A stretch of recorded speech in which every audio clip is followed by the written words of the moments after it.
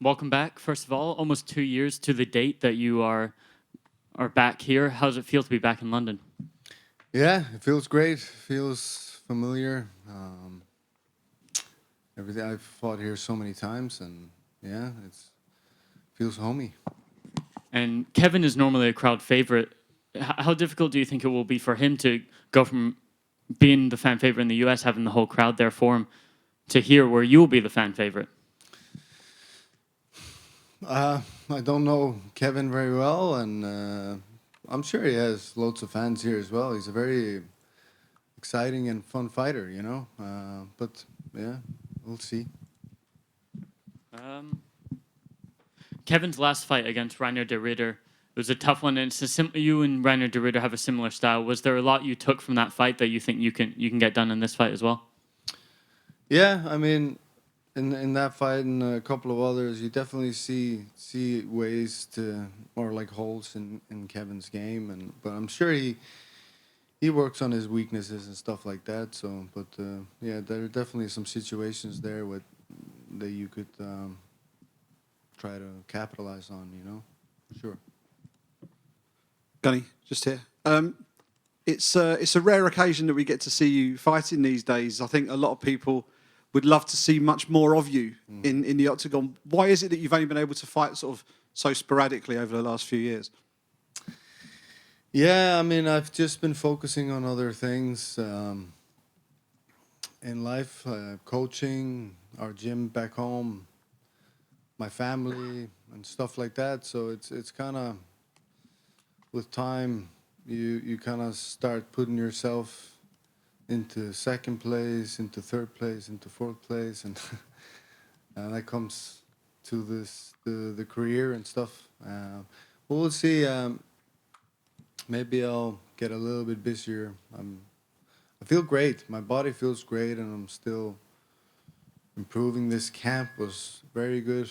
Um, Even though, like, of course, I'm 36, and you can definitely feel everything on your body. But like, if I compare this camp to the last one, I think this one was even better and even better on my body. And it's weird, but yeah, you just learn as well how to train and train smart, and you learn how to adjust to to the changes that you'll go through. You know.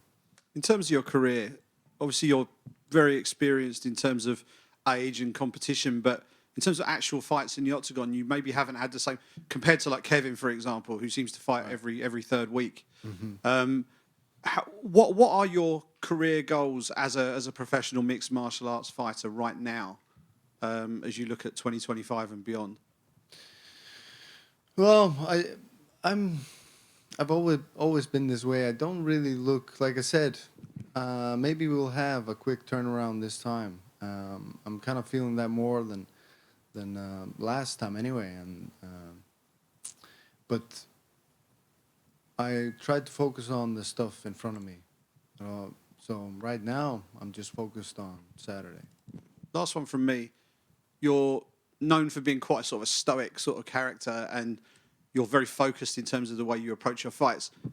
I'm interested, just do you get the chance to actually enjoy the experience of being a professional fighter on a big fight night such as this? Do I enjoy it? You mean everything other than fighting, or? From the walk to the cage to the fight to the immediate aftermath. Yeah, I do enjoy it. I do enjoy like most of it. Obviously, sometimes it's not fun and whatever, but it's most of it I do enjoy. It's become I've been doing it for so long. It's become part of me, and I've learned to love it. If there was something that I wasn't a fan of in the beginning, but yeah, I do like it. But this sort of fight week media stuff, not so much, right? Well, it it's I've gotten better with that as well. It's the same. Like I enjoy talking to people in general, and when people have like good talks or like interesting questions and stuff like that, it's the repetitiveness of like some of the how do you feel? How do you feel about this? How do you feel that can sometimes become like the same question over and over again, and you're trying to think how to answer it, and like just the same stuff over and over again can be tiring. And with that, I will finish. Thank you. Hi, Gunny. I just want to ask you about ring rust. Obviously, as it was mentioned before, it's been almost 2 years since we last seen you. Are you a believer in ring rust? I know people sit on either side of the fence in terms of, is it myth or reality? Where do you sit on it, and how do you feel about it, and how do you combat it coming into this fight? Well, first of all, we're here, so it is what it is. And second of all, well, I'm quite used to it. Like, this is not the first time I've had a long break. So no, I don't like believe in it or not believe in it. I think like no, it doesn't really. I'm accustomed to it anyway, so I think I'll be fine. And in contrast, this is Kevin Holland's 20th fight since 2020, I think. Is there a thing as fighting too much? Would you rather be on your side of the fence where it's, a few fights every so often rather than being so busy as he is? Yeah, I mean, I think there can be negatives and positives to both sides of this coin. So if you fight too much, it can wear you out. It can have it's a fact. If you fight not enough, it can also, give you that ring rust in some cases and stuff like that. But yeah, we'll see Saturday night. Thanks, man. Just over here, just a quick one. We've obviously got the welterweight title fight coming up in Montreal. I'm just curious to know your opinion. What do you think about the fight with Belal Muhammad and Jack Della Maddalena? How do you think it goes down when you kind of break it down?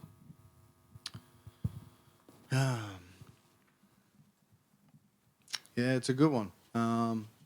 Maddalena is quite unique, I think, in his approach. Like, his boxing is very clean and slick, and he's a different fighter. Like, I don't think Belal has fought many guys like him. I think it comes down to how well he can defend Belal's takedowns and stuff like that. If Belal is able to, and Belal keeps a high pace as well. He keeps moving and he keeps pushing. And if he's gonna be able to take him down before Maddalena catches him with something, or then I think Belal is gonna win. If Maddalena finds cracks in his striking game, like Belal's striking game, and is able to start landing and keeping him at bay and defending those takedowns, he could win this fight for sure. Here, Gunnar. Good morning, Gunnar. I wanted to ask you, you have trained with great fighters throughout your career, such as Jiri Prochazka and Conor McGregor, amongst many others. Could you tell us which fighter you have learned the most from, and what would you say is the best piece of advice they have given you?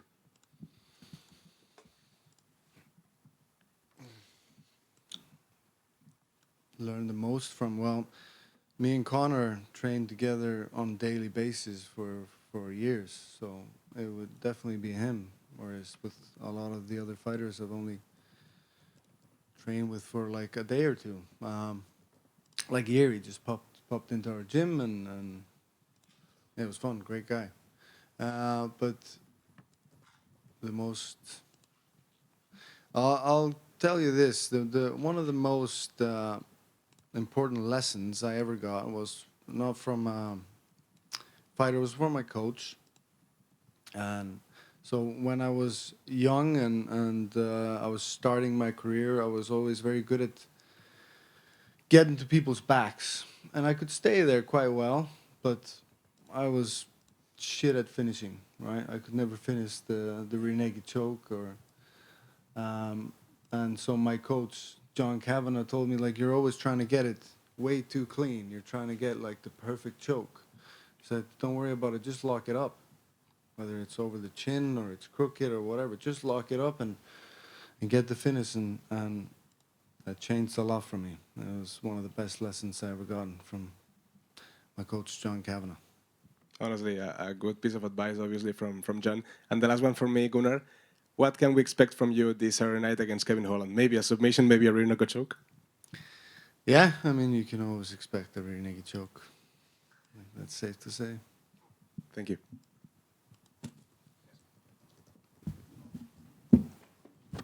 Thank you very much.